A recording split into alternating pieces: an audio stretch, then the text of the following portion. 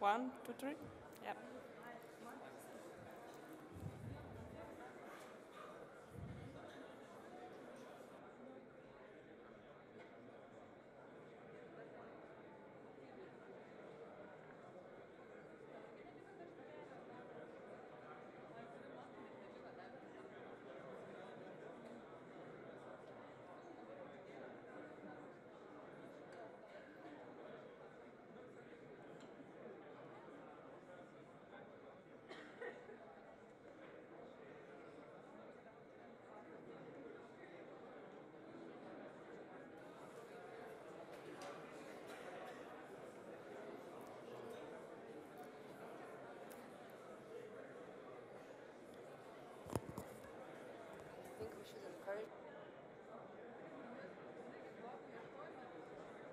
Okay, guys, do you want to actually move a bit closer? Not really. Guys, there are a few seats here up front, if anybody wants. Okay, I think we can start. So, welcome and thank you for joining me at my talk. We will talk about agile metrics, different agile metrics. My name is Joanna. I'm Polish, but I'm coming here from Dublin, where I've lived for the last 15 years. My journey of Agile started around 5 years ago, and before that I was working in traditional project management environment. Currently I'm working as a Scrum Master for Travelport Digital, and before I was working across multiple industries. I was working for pharmaceutical, gambling, aviation, e-learning, and travel. So a good mix of different industries, and as different as they seem to be, they all had one thing in common, and that was love for metrics. So guys, maybe let's start by defining what a meaningful metric is. I guess there will be as many opinions as people in this room, but let's see, what do you think? What a meaningful metric is? For anything. Okay, sorry, measurable? Money, okay. Anybody else? Any ideas? How do you know that, that it brings value to you? How do you know that you have to measure something? Yeah, the value of something.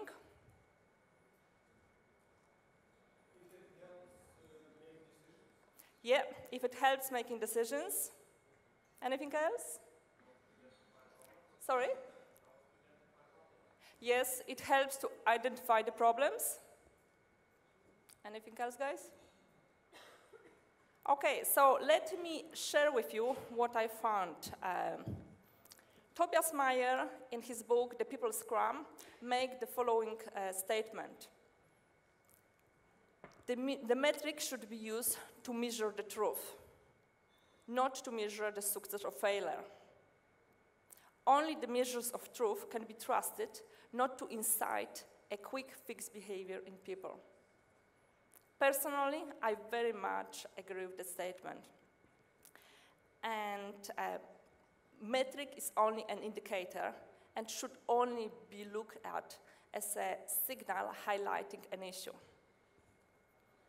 Either reassuring, thumbs up, we are heading in the right direction, or highlighting an underlying problem. However, how often we actually focus all our energy on fixing the metric? How often we hear, for example, that the burn-down chart is this or that, but nobody actually looks underneath the surface and bothers to investigate the problem and see what's happening for that team.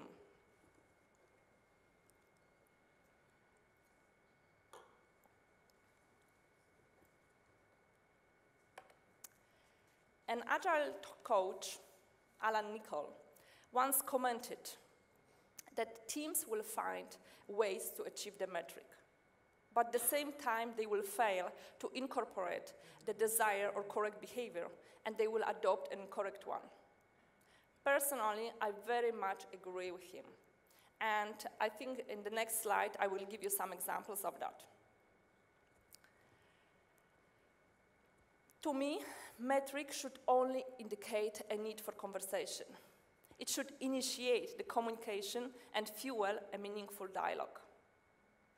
A useful metric should help us to see beyond the apparent.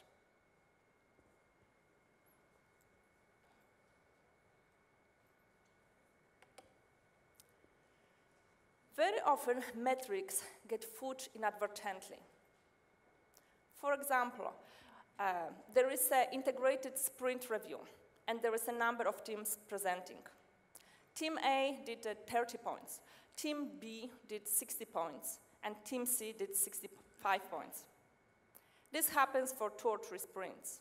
And suddenly, Team A reports increased velocity. And after a number of sprints, they catch up with the other teams. But the insight of the situation is they didn't change the number of stories delivered. Everybody's happy. Management is happy. The team is congratulated on the progress. But nothing changed. Only the estimates got bigger and bigger.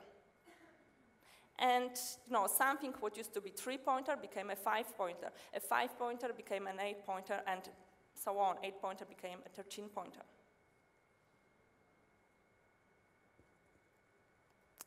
And don't get me wrong.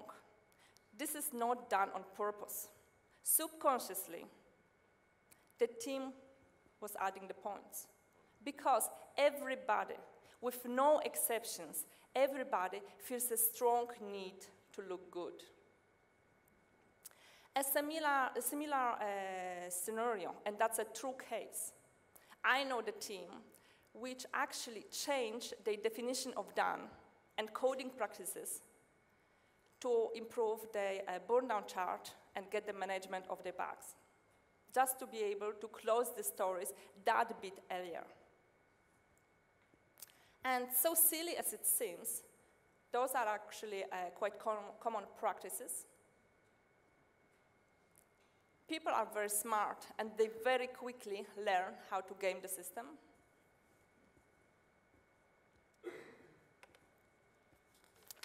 People quite often ask which metrics to use.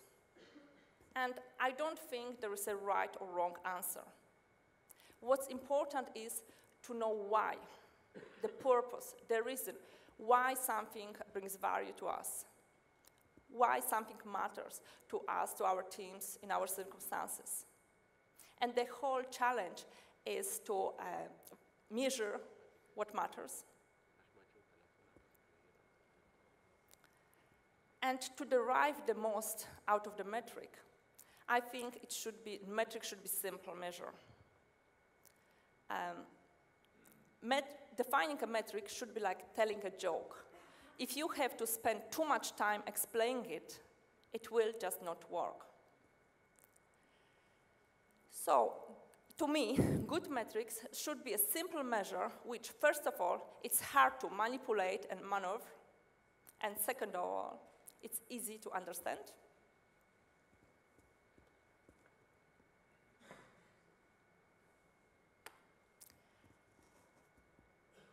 I really like this quote. There is nothing so useless as doing efficiently that which should not be done at all. I wish more people were following that motto. From my own personal experience, I can say, smaller the amount of metrics, better it is. Otherwise, it's just a waste. Wasted time and effort. So I would say, decide on 1 or 2 metrics, something which brings value to you, to your organization, your teams. Small numbers, 1 or 2, that's all. And make sure that the teams and the wider stakeholders understand the value of capturing that data. And watch out for vanity metrics.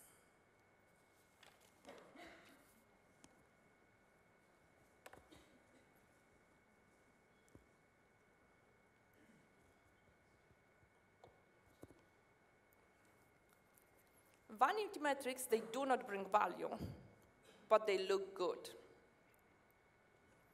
I encountered an organization where everybody, literally everybody, including business analysts, developer, testers, they were either certified as a Scrum Master or product owner.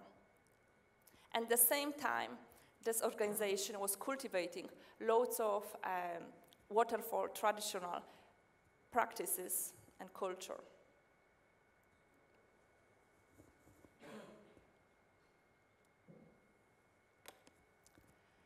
I already gave that talk at another conference, and I was surprised how many people actually came to see me.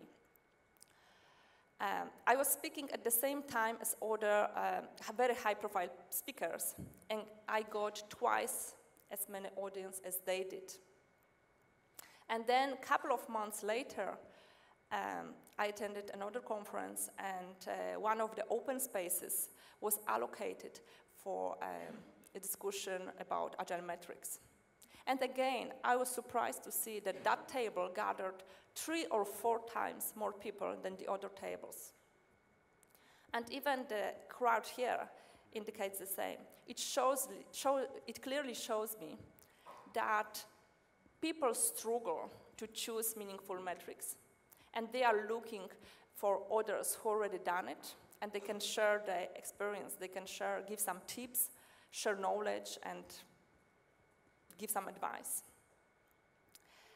After my previous talk, I gathered some feedback, and I was told that it was a great theoretical talk, but people missed practical examples. There were loads of people who were just starting their journey of Agile, and they wanted a prescription, a list of specific metrics to use. So this is not what I would like you to take out of this talk, guys. If there is one thing, one key learning you can take out of my talk, I would like you to remember that you need to know why. Why you need to measure something, why this will bring value to you. Not to replicate, behavior because like somebody's doing that. You need to know why.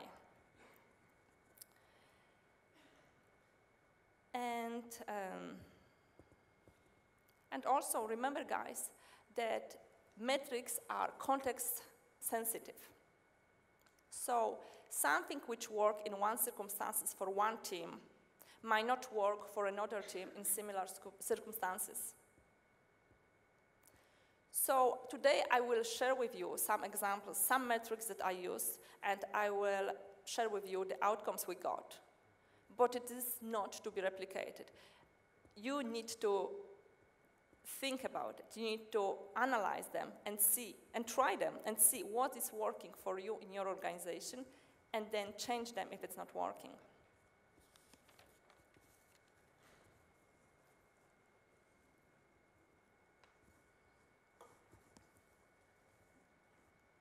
So the first metric I choose is velocity. Velocity is a controversial one. There are some people who believe that it's very useful, and there are some people, let's say, no estimates guys, who believe they are not reliable.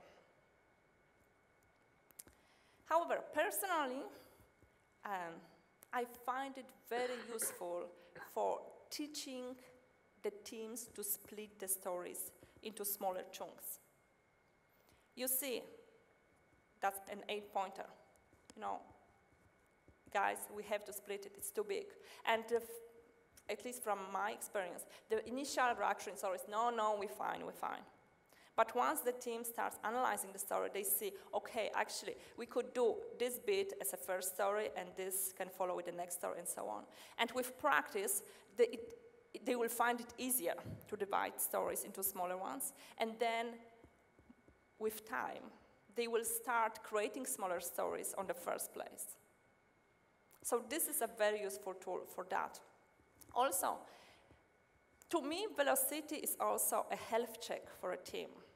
You can see clearly, looking at the velocity chart, you can see the team needs some help. Sometimes you can see that sudden spike in velocity every 2 or 3 sprints. And you know that most likely the work was carried from sprint to sprint and got completed in that sprint. Also remember that velocity is very unique and personal to each team. So you cannot very much compare them between the teams. And the most important thing, you know now from the examples I gave before, velocity is very easy to manipulate. So I wouldn't use it as a metric on its own.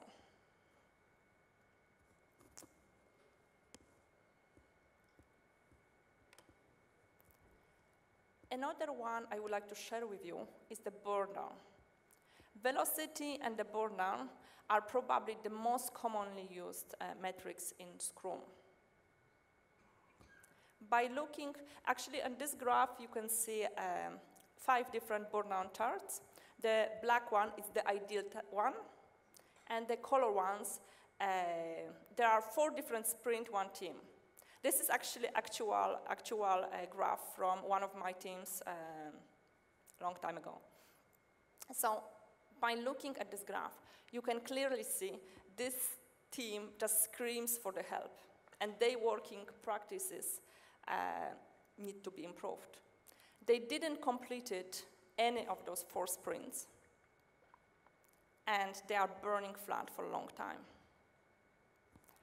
So yes, they didn't complete any of those sprints because they were overcommitting. They had huge problem with the overcommitment.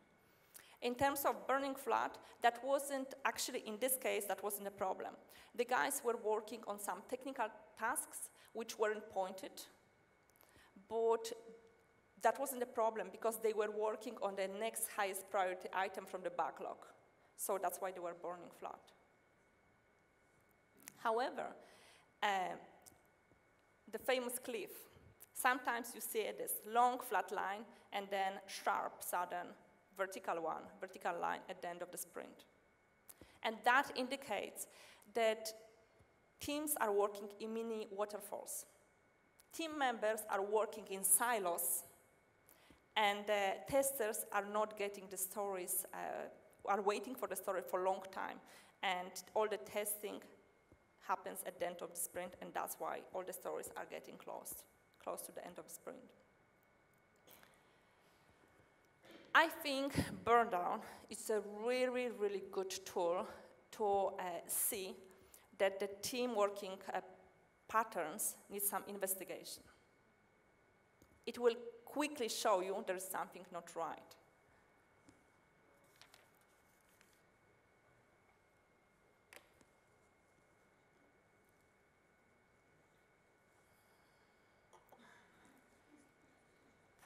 Predictability is another one I would like to discuss with you. And again, this is an actual graph from one of my teams, again, a long time ago. So predictability compares two numbers. What was committed during the sprint planning, and then versus what was done that sprint.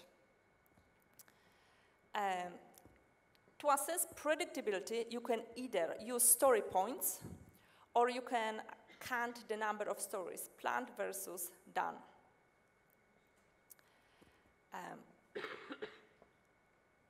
Sometimes the teams are not using points, they are using different sizing techniques, like t-shirt size. So then that's when you count actually the stories themselves.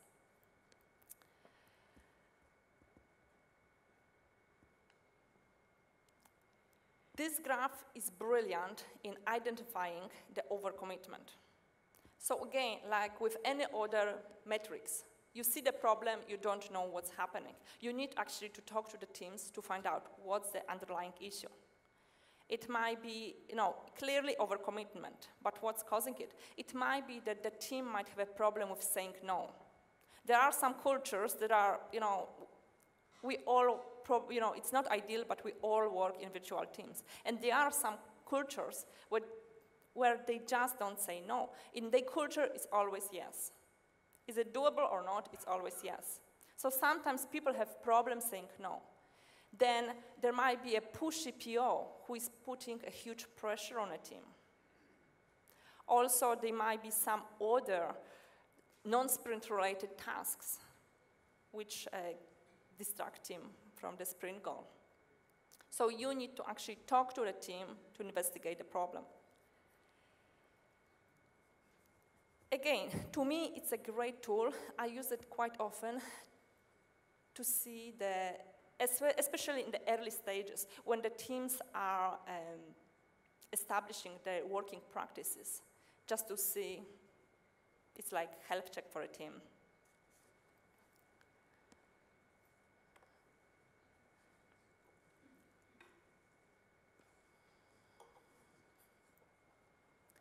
Tracking project progress. It's another useful one. It's easier to do it in a sprint.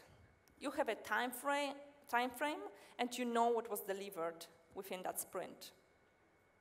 It's a bit harder to do when teams are working Kanban.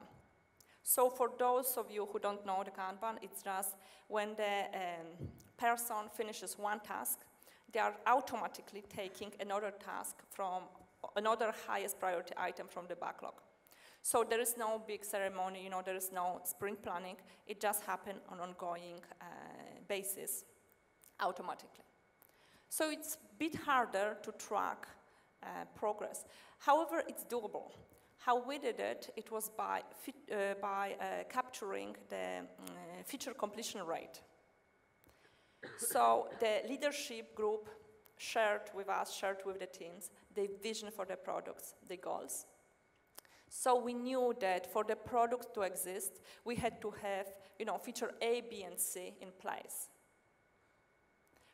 We also were working towards the fixed timeline because the license for the product had to be purchased by a specific date.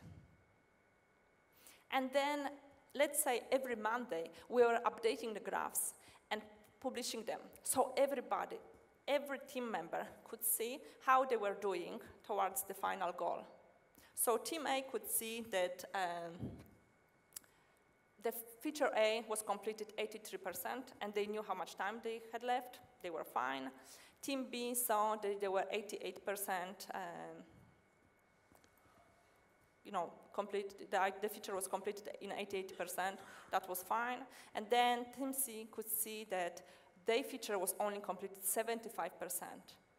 And that might possibly be a flag and initiate the conversation. But this is not a problem of Team C, it's a problem of the whole product. So that would initiate the conversation across all the teams, and possibly something would have to go and be deprioritized to meet the objective. I find it to be a great tool in empowering the teams and not to micromanage them.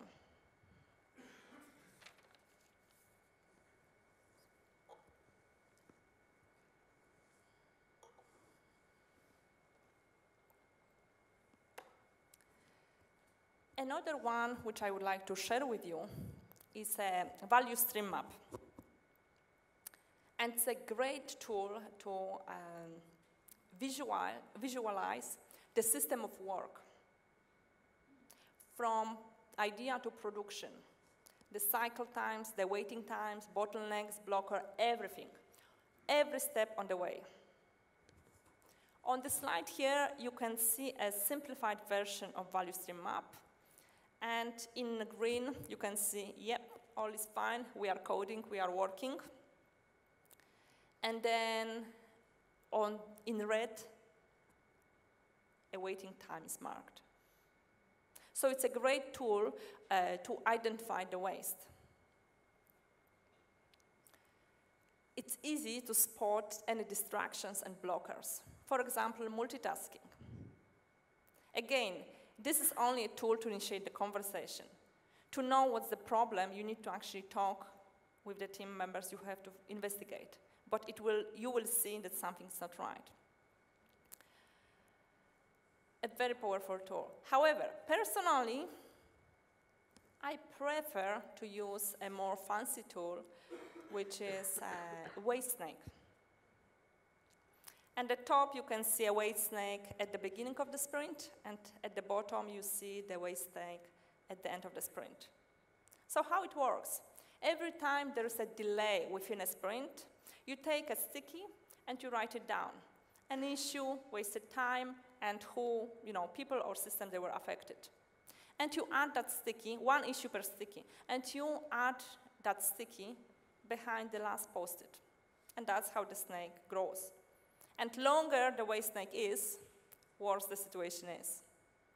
And the waste snake works like as an information radiator. Each post-it needs to be analyzed, and we need to see what improvement actions we need to take to reduce the waste. It's a very powerful tool because people often do not realize the total wasted time. They know the team was waiting, once or twice the sprint, but they don't realize it, that upon a close look, it was a full day wasted. People don't notice 5 minutes here, 5 minutes there. But when you add it at the end of the sprint and you show it to somebody, it's like, holy crap, that has to change. Huge waste. Sometimes speaking about wasted time doesn't get a desirable impact on people. People don't get a concept of time that well as money. So in that case, I advise you to monetize it. At the end of the sprint, you will know how many man days or man hours it was wasted. And every project manager will know how much it costs him to run a team for a sprint. And you just convert it in euros. And you talk to people in the language they understand, euros. People hate wasting money. So when you start talking in euros, you will probably get the deserved attention.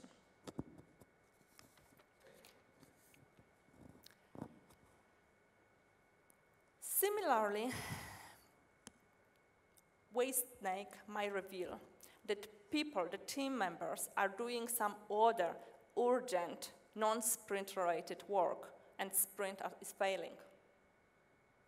I find waste snake to be a great eye-opener. Very often. And by doing this very quick and easy exercise, you can very clearly show how badly out of proportion added value time is compared to wasted time and effort.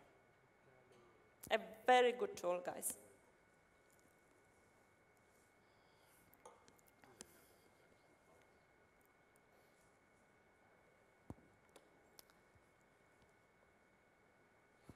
From my own personal experience, I can share with you that no matter the methodology you are working in, it's absolutely crucial to know how much work in progress your team has on their plate.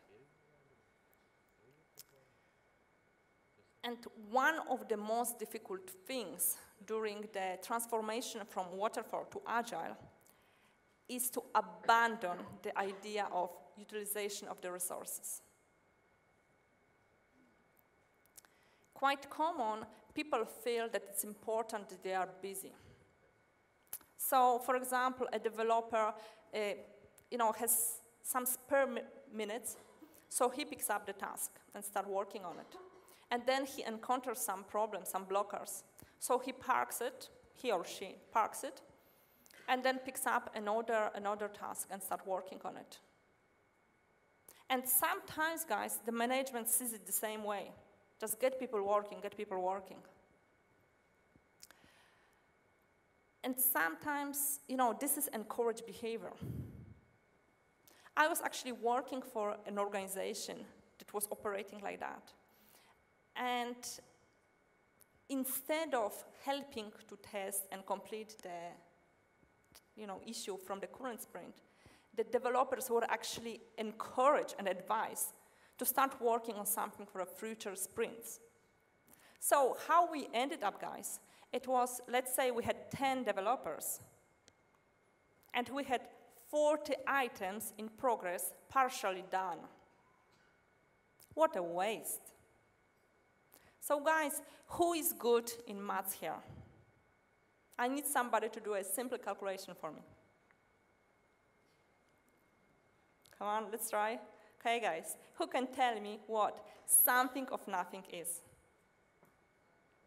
Yes, nothing. Something of nothing is nothing. It's a pure waste. And guys, there is enough research done that we all know that multitasking doesn't work, even for women. Multitasking doesn't work. So, to increase team efficiency, it is absolutely critical that we are aware how much work in progress we have to track it and to limit it.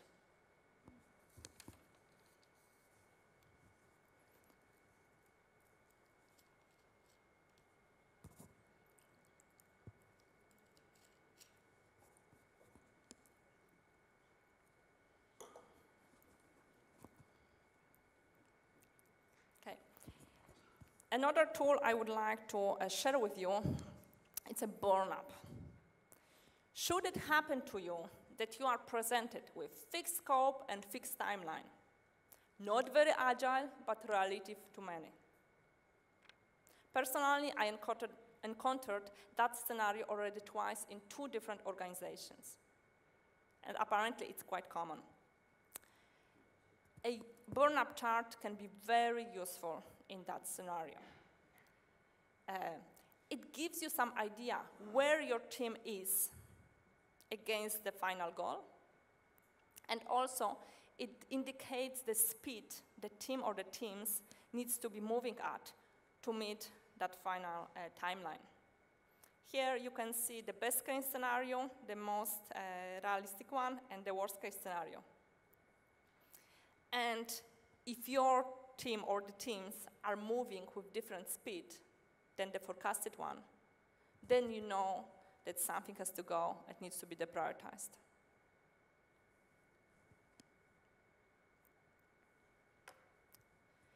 Cumulative flow, it's another one I would like to share with you.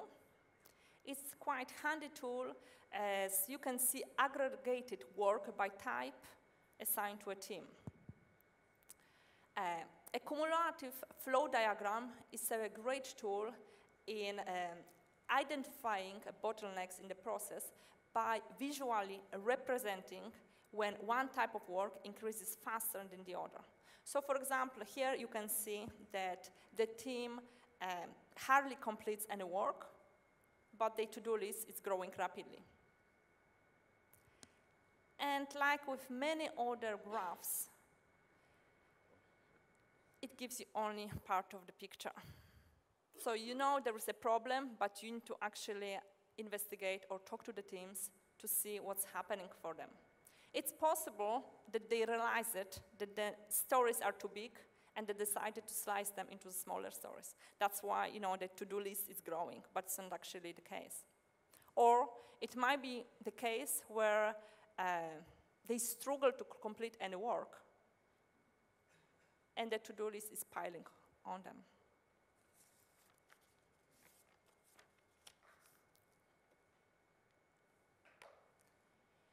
You might have heard about a lead time and cycle time. Those are 2 very important metrics. So what's the difference between them? Cycle time is a completion rate. Lead time is an arrival rate. Full journey to the production, from idea to production. It's good to know how fast your team is working, but the real value is in knowing the end-to-end cycle. Lead time is a really powerful tool. It doesn't matter how fast your team is delivering new features. if it takes months to integrate them and then months to deploy them? As Barry O'Reilly said in his book, Lean Enterprise, actually, sorry, I'm not sure if he said it in his book, but he wrote this book. I think I attended the workshop with him recently, so I might have heard it during that workshop. Speed is end-to-end. It doesn't matter how fast you are spinning in your Agile team if you are not delivering to production, if you are not getting the product out to the customer for feedback. So longer your lead time is, longer actually it takes you to make a good, well-informed decision.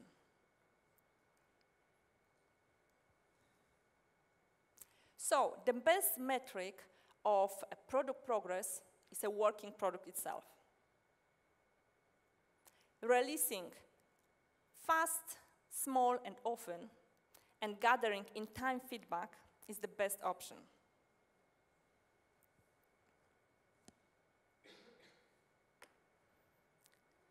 And we have 2 more slides to go through, defect count and team index, happiness. So let's start with the quality, guys. It's important to count the bugs and defects after the sprint completion. Huge amount of defects or critical or high priority bugs leaking to production. It's a very clear warning sign. It's a clear indication that teams' working practices need to improve. Possibly the team needs to collaborate more, or they need to improve the communication. Possibly there's a huge push on that team to deliver new features at the cost of quality. Anyway, it's a starting point for a conversation to see how to improve the situation. And a warning, watch out for a blame game. That's counterproductive.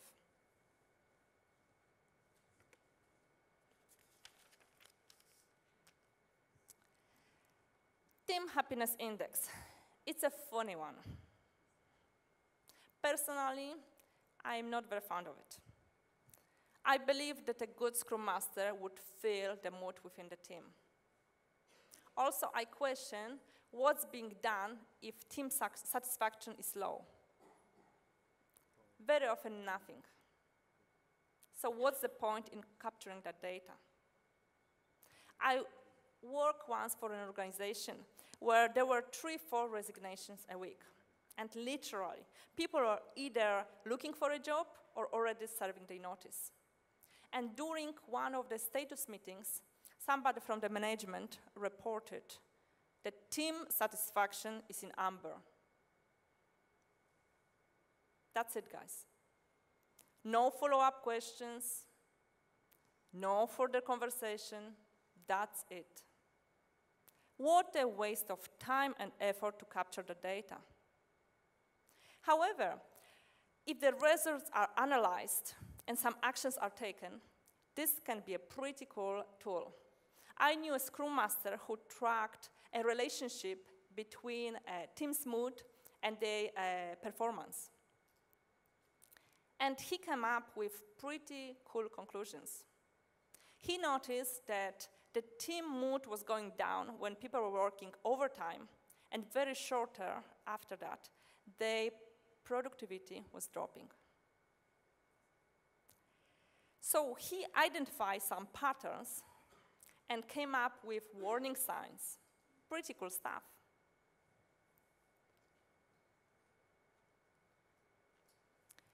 So I would like to finish with a quote for Richard Branson. The best way of learning about anything is by doing. So go home, see how, what to measure, what value that will bring to you, and try it. And if it's not working, just change it. I think we have a few minutes for any questions, guys. Mm-hmm.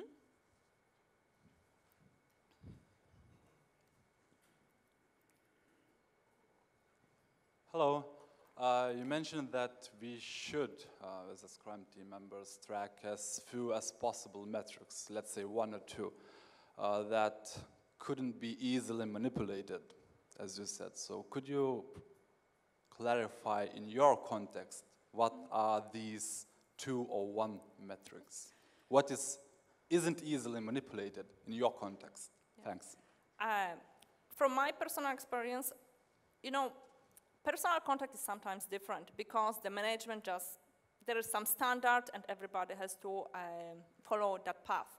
But what I find, sometimes I'm using my own metrics, and I think, as I said earlier, metrics are contextual. So you use them for a while, you see that the behavior, is improving, the pattern is improving, and you stop them. Like predictability. I don't use predictability forever. I tend to, every time I'm getting a new team and I see they are failing on sprint after sprint, I kind of like to use predictability because it's not about me telling the teams, listen, you are failing. It's about the guys saying, and like, okay, there's a problem, how can we improve it? And then the moment they start, delivering on committed work, I don't trace and track predictability anymore. And the same velocity. I used to work on teams where we weren't pointing, but I was still using velocity in form of counting the stories, just to measure how the team was doing. And the moment they stabilized and start going from ups and downs, I stopped doing that. It's only, to me, metric is good metrics as long as it's useful. So if it helps you to improve how people are working, improve, the situation, it's a good metric. If there is no point using it forever. Do I answer your question? Not really, but thanks. Okay, so can you be more specific?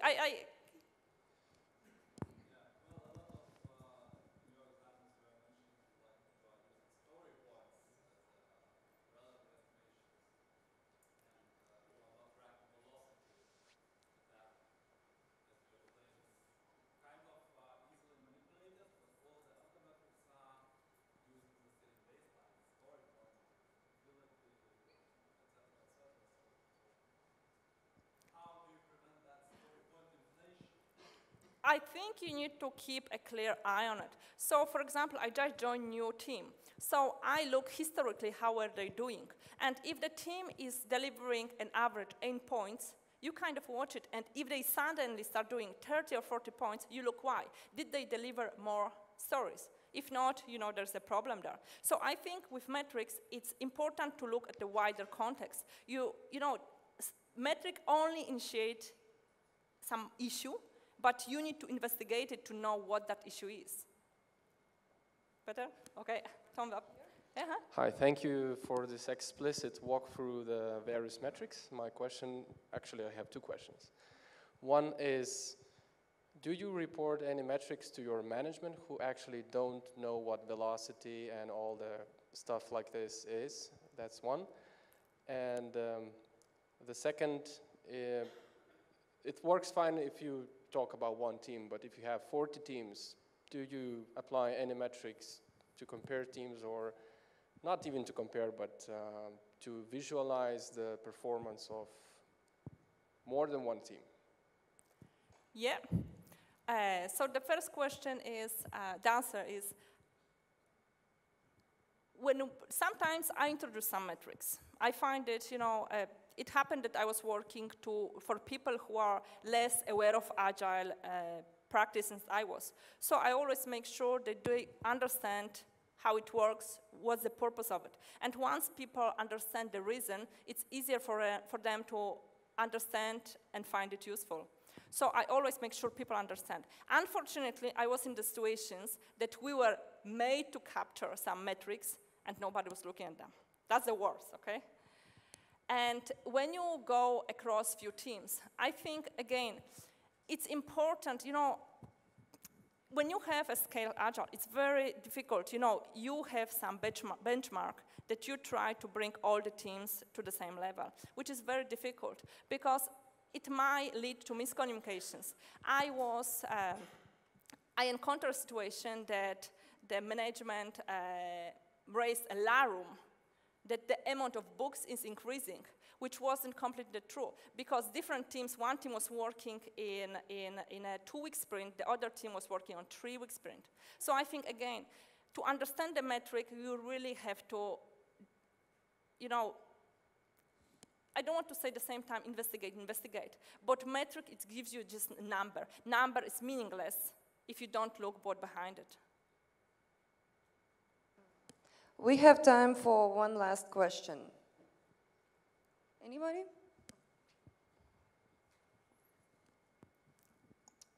Very maybe similar question to the previous colleague, but let's say in the organizations, in the big organizations, whereas IT basically is seen as the cost. I mean, it's like in many organizations, right? And let's say when there is a agile journey starting, and okay, it's clear about those, let's say, measures in the teams, but how to, let's say, bring this to the higher management, for example, that to change this kind of mindset maybe, that IT is not the cost, IT is the one who is bringing the value. What would be your advice on that? I think it just, to me, this is the job for Agile coach and Scrum Master, and then to spread the idea. Agile is not about silos. Agile is about collaborative effort to deliver the whole product. And the whole focus has to be IT is part of it. Very often, as you said, I know from my experience, IT is seen as a cost, as the department only takes money, doesn't bring money. And that's the whole mentality at the whole level. I think metrics can only help to show you that you are more productive, that your working practices are more lean. But it's a whole culture that has to change to see IT as a core biz DevOps part. On that nice note, let me thank you for your great speech. And there's the little present to remember Lithuania. Thank you very much. Thank you.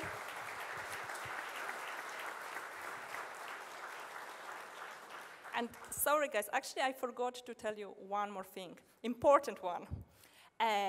This is my second iteration. I got some feedback, and I improved the presentation. So please, I will be whole day around. Do not hesitate to catch me and give me your thoughts how I could improve that talk further. Thank you. Thank you. Don't forget, we're going to be handing out prizes for feedback, and the feedback form is right over here. Also, we have coffee shop as our friend, so if you want a nice cappuccino, it's right next door. So enjoy.